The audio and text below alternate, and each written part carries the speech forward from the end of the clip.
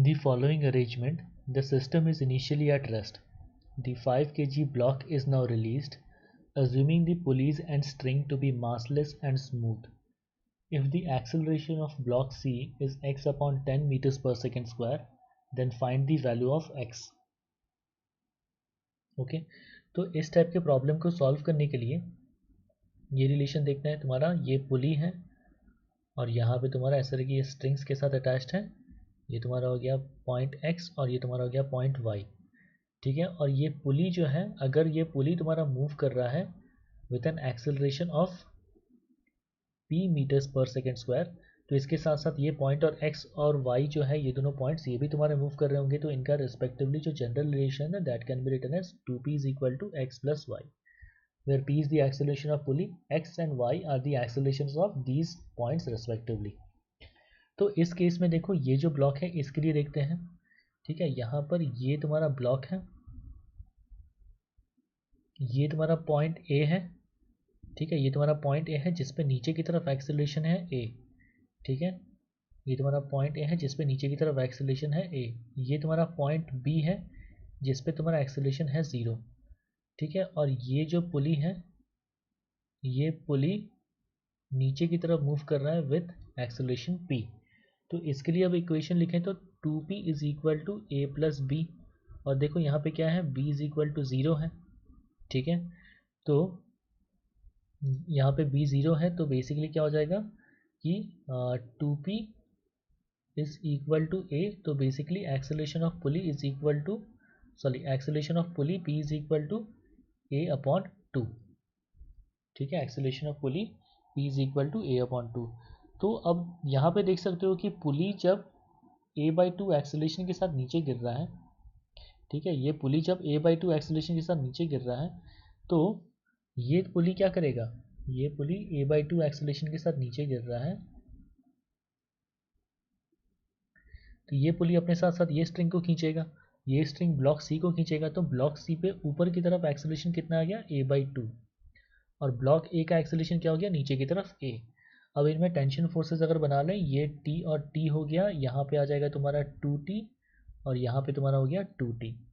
तो FBD बना लो 5 kg block के लिए, ये 5 kg ब्लॉक है, नीचे की तरफ वेट काम कर रहा है 50 न्यूटन, ब्लॉक ए, ऊपर की तरफ तुम्हारा इसका टेंशन फोर्स T और नीचे की तरफ इसका एक्सेलरेशन है A। और जो तुम्हारा 8 kg ब्लॉक है, जो 8 kg ब्लॉक है, इस पे ऊपर की तरफ एक्सेलरेशन आ रहा है a/2, नीचे की तरफ इसका वेट है 80 न्यूटन, ऊपर की तरफ जो फोर्स लग रहा है वो है तुम्हारा 2t और ऊपर की तरफ इसका एक्सेलरेशन है a/2।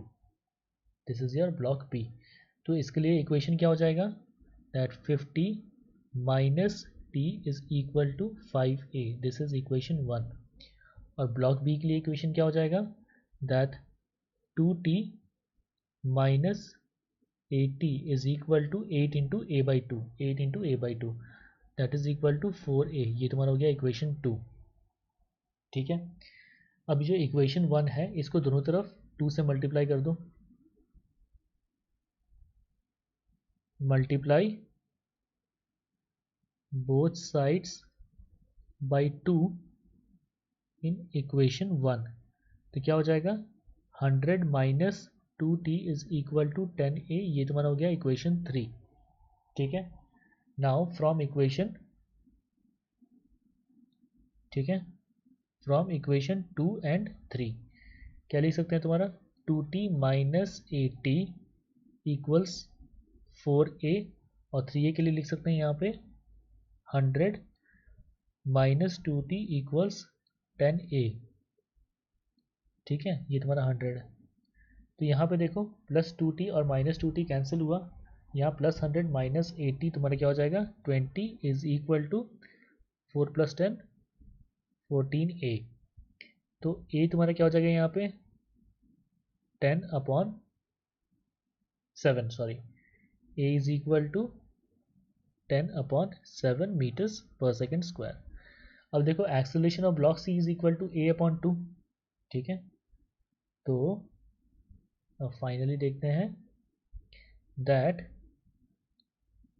Acceleration of block C is equal to a upon 2, और a का वैल्यू कितना था 10 अपॉन 7, तो एक्सेलरेशन ऑफ ब्लॉक सी कितना आ गया 10/14 आ गया। और क्वेश्चन में क्या दिया हुआ है that acceleration of block C is equal to x/10। Acceleration of block C is equal to x/10। तो बेसिकली क्या लिख सकते हैं that x/10 is equal to 10/14। ठीक है, तो यहाँ से अब हमें x के लिए सॉल्व करना है, तो दैट इज इक्वल टू क्या हो जाएगा 10 × 10 100/14।